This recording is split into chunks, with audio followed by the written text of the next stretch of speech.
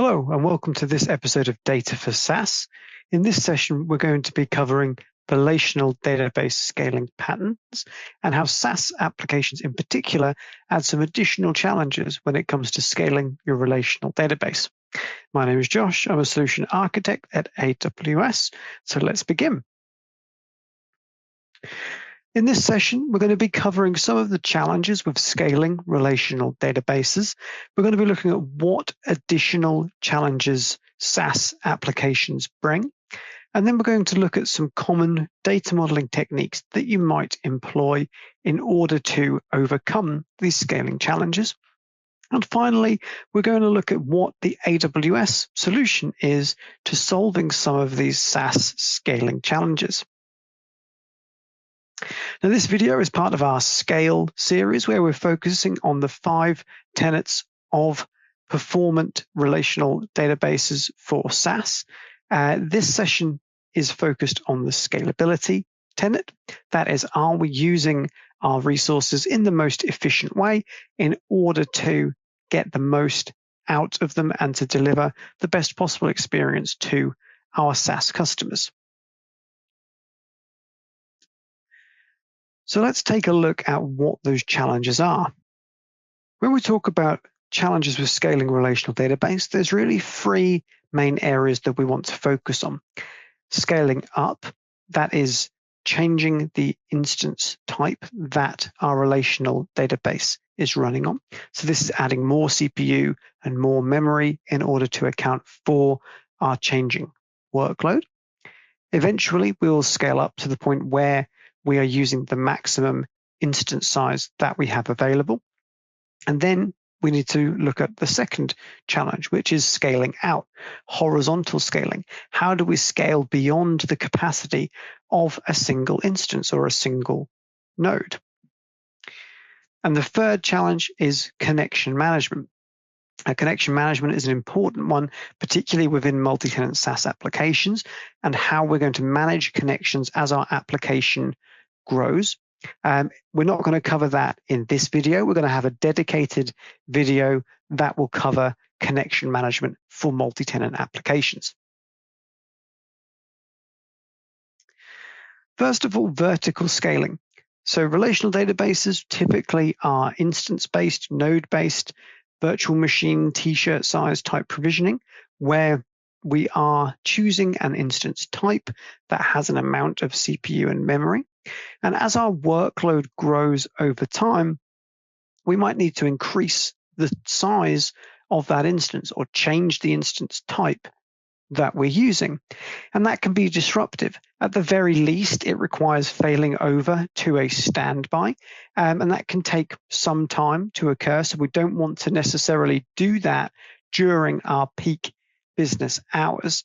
Additionally, it's something that we can't really do responsively in response to changing workload patterns. So therefore, we have to provision for peak, and we have to always be provisioned for peak rather than able to responsively change the amount of allocated resource. So then when we vertically scale to the maximum instance size that is available to us, where do we go from there? The next thing that we're going to look at is scaling out, horizontal scaling. That is distributing our workload across multiple instances or nodes. And very often here, that is application level sharding that we'll turn to as the solution to help with our horizontal scaling challenges.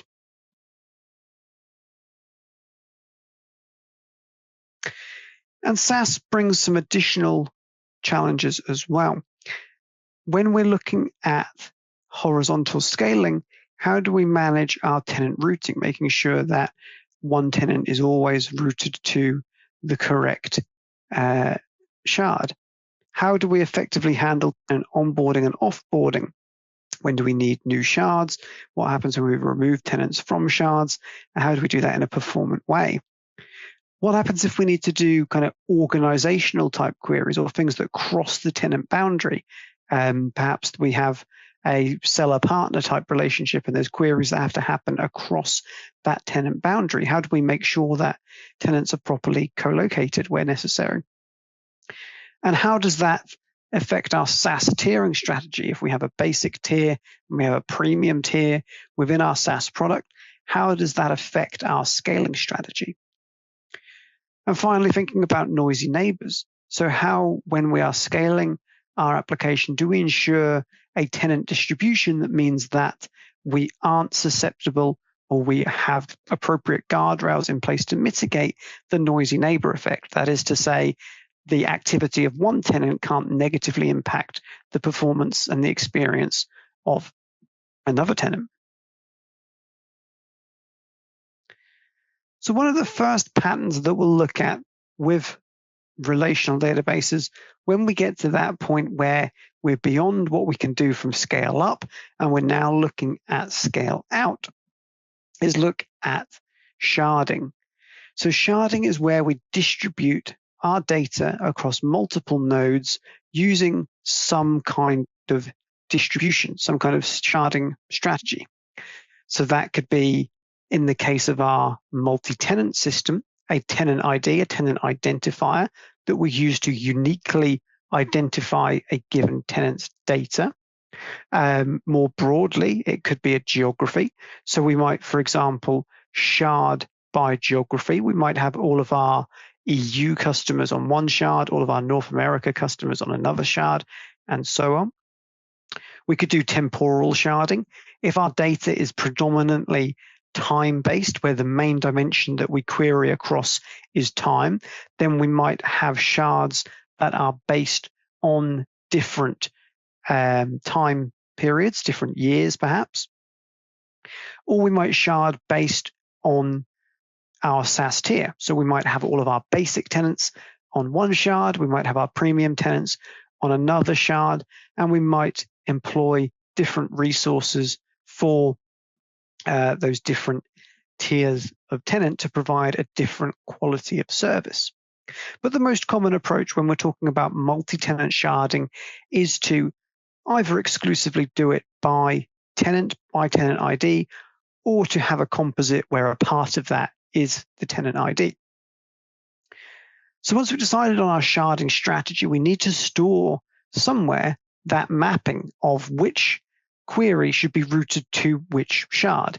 So if we're doing that based on tenant ID, we'd store a tenant identifier, we'd store the name of the microservice, and we'd store the database connection string or host name within our mapping table. DynamoDB is a really good fit for this mapping metadata table because it will scale automatically in response to changing workload demands. We don't have to provision any instances, any additional capacity. And because our query pattern is inherently key value, where we're looking up just a single item based on a given tenant and microservice, it's well suited to DynamoDB's semantics, where we don't have to do a complex relational data modeling exercise. And so then our flow as a microservice makes a request. As part of that, we have some tenant context that says who the tenant is that's making the request. That goes to our routing service, and then the routing service will look up in our mapping metadata table which database do I need to route this tenant query to for this microservice.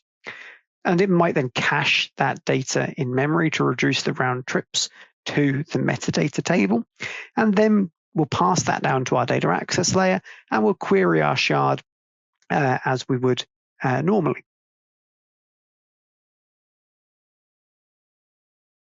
There's some other scaling patterns that are important to note as well. Now, these can help reduce the amount that you need to shard. As each shard that we add adds cost to our database architecture, we want to make sure that we are not prematurely sharding, or we're not over sharding, providing too many nodes for the workload because we're compensating for a poorly optimized data model. And so we can employ some of these more general scaling patterns before we turn to the more of a one-way door of introducing sharding. So one pattern that can help if the writing of records is the bottleneck is micro-batching. Micro-batching is a strategy where rather than writing directly to the database, instead we decouple the application from the database and we write to a queue. We then have some process, so that could be a Lambda function, that is polling that queue to retrieve a batch of records that we write as one atomic operation to the database. So that has the marked effect of reducing the amount of individual commits that we need to make to the database, which can, in high throughput transactional systems, have a significant reduction in database load. The trade-off being that we're introducing eventual consistency. So we have to account for the fact that we're not writing directly to the database anymore. We're writing to a queue that will then be processed and written to a database in a batch. So we have to be able to tolerate that eventual consistency, that the writes will eventually be written and persisted to the database. Another pattern to look at is table partitioning. So before we get to sharding, and that is where we're distributing the workload across multiple instances, instead, we can look at how we can optimize the performance within a single database. And one approach that we can employ is to use table partitioning. And table partitioning is where we create a set of child tables based on some attribute that we define. So the most common implementation would be based on date. So we partition by date. That could be by day or by month or by year. And we have a child table for each one of those partitions. But we also have this root table that sits across them. So from our application, we don't need to be partition aware.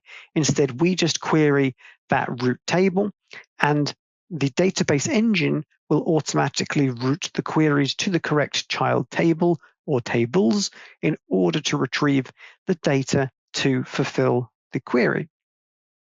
So this can be employed in multi-tenant systems, typically using tenant ID as a partition key should be used sparingly.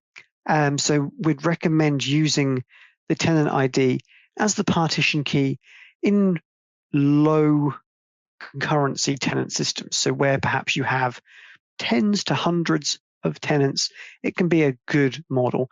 Where you have massively multi-tenant systems that have tens of thousands to hundreds of thousands of tenants, we wouldn't recommend using table partitioning where the partition key is tenant.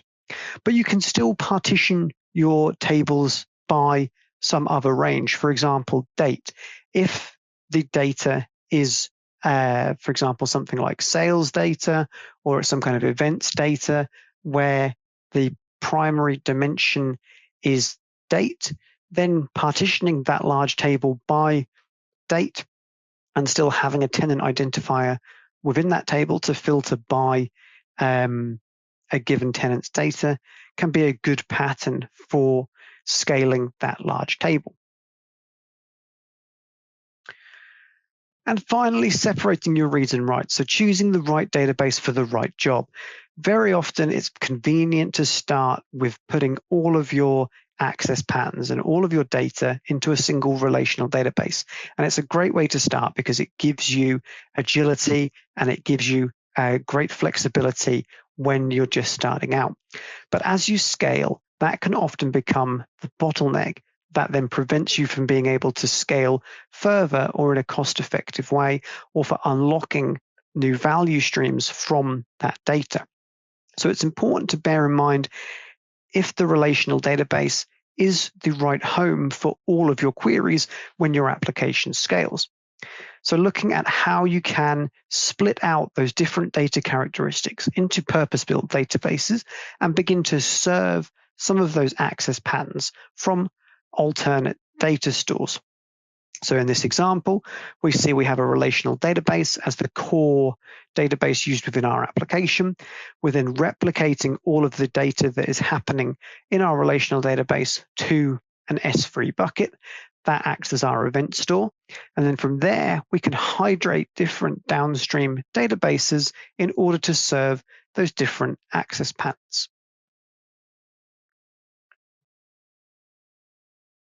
So once we're confident we've got our data model well optimized, let's have a look at how AWS can help with some of those relational database scaling challenges. So first of all, let's think a little bit about vertical scaling. So one solution in this space is Amazon Aurora Serverless v2. Aurora Serverless is an on-demand auto-scaling configuration for Aurora that will automatically adjust the database compute capacity based on your application requirements. So the key benefit there is that you're only paying for what you use and what you need, rather than having to pay for a fixed capacity where you are provisioned for peak. And this could be a great fit for SaaS applications where you have different levels of tenant activity. So where we might have a siloed tenant partitioning model, that is to say, where we might deploy a physical database for each one of our tenants, we can employ Aurora Serverless in order to scale each one of those tenant databases independently of one another in response to their changing activity patterns. And if we were to employ a pooled partitioning strategy where we have multiple tenants on the same database, on the same logical database, and we then employ a sharding strategy to distribute tenants across those shards, we are then able to scale those shards independently. So rather than having to provision those shards for peak, instead we can use serverless's auto-scaling characteristics in order to scale up and down based on changing tenant activity. And here's an example of what that looks like. So here, the orange line shows the workload measured in transactions per second, and the blue line shows the database capacity that is provisioned in order to meet that workload. And we can see that as the workload scales, the database capacity scales with it until we are at the point where we're able to sustain the peak transactions per second. And then once the workload drops off, we then conservatively scale back down to the minimum configured capacity. So we're only ever paying for what we're using. And if we zoom in on how that looks within our SaaS application, when we're employing this with our sharding strategy for horizontal scaling, what we can see is that we can have different heat management for different shards. So we might have tenants that are more active and therefore have higher resource requirements. And then rather than having to scale those instances individually, we can let serverless scale them in response to different tenant activity. Now you're probably thinking that sounds like a lot of operational overhead. So one of the things that we've built to simplify the process of creating your application level sharding is Aurora Limitless Database. And this abstracts away the complexity of managing application level sharding by providing a shard group within your Aurora cluster that will automatically distribute your data by a shard key that you define across a fleet of Aurora serverless instances, and then automatically manage the routing of queries across that fleet of instances. This is the benefit of your application not needing to be shard aware, so you connect to a single shard group endpoint, and then Limitless Database automatically does the rest. So this can be a good fit for scaling your SaaS application without having to manage application sharding yourself. Now we're going to take a look at how Aurora Serverless v2 can be used in a multi-tenant application to scale different tenants or different groups of tenants based on varying different traffic patterns. In this example, I have siloed partitioning model used for each of my tenants. That is to say, each instance contains only one tenant, but this pattern would also work well for a hybrid approach where we may have some tenants that are siloed and some tenants that use a pooled partitioning model where multiple tenants cohabit on the same instance. And it would also work well for a pooled partitioning model where each one of our instances contains multiple different tenants' data on the same instance. So here I have my free tenant instances in my free Aurora clusters. And for each one, I've set the serverless scaling configuration to scale between a minimum of 2 and a maximum of 128 Aurora capacity units, or ACUs. I could set these to be different for each cluster if I wanted. So if I had different tiers of tenants, I could set a different maximum if I wanted to cap what the maximum that a given instance was able to scale to. But here, I've got all of them set to the same 2 to 128 scaling configuration. Then over in my IDE, I have a simple Python script that I'm using to generate a variable amount of load for each one of my tenants. So here I have the connection string for each tenant, and then I have a scale factor that I'm using to apply a variable amount of load for each tenant. And if you want to take a closer look at this script, it's in the GitHub repo, Data for SaaS Patterns, and we'll add a link to that in the video description below. So then finally, if I go over to my tenant monitoring dashboard, and this is something that all SaaS applications should have, is that tenant observability, and we'll cover that in a separate session. But here I have 3 simple widgets, and each one of these widgets is monitoring one of my tenants, and we're looking at the write throughput as an approximation of the database activity graphed against the capacity of the database, the serverless capacity, the ACU that we have provisioned for each instance. And we can see that tenant 3, where we're generating the lowest activity, it stayed consistently, statically at the minimum ACU of 2. So we haven't needed to take any scaling activities. We're only ever paying for the minimum capacity that we have configured on our cluster scaling configuration. Then tenant 1, which is our kind of mid-tier, medium level of activity tenant, we can see we have a much higher level of traffic. We have much more bytes per second being written. And comparatively, we have a higher ACU as well. And we're seeing some scaling activity happens here where we're scaling around 6 to 7 ACU based on the varying traffic and the varying load that we have on the database. And then finally, we have our third tenant, tenant 2, and this is our most active tenant. Here we can see we have the highest level of bytes being written to the database. And so we also have the highest level of database capacity as well. And we've got some variability happening here between about 11 and 13 ACU to deal with this tenant's load. So each one of our tenants has a different capacity that's automatically scaling based on the activity that they are generating. And as that activity varies and fluctuates throughout the day, we're going to automatically scale up and down the amount of resource that we have available to each tenant without interrupting their experience and without reducing the quality of service.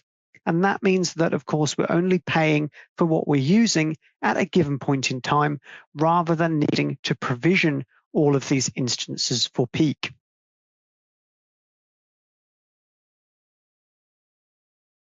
Great, so let's recap. So the takeaways are: always have a horizontal and vertical scaling plan for your relational database.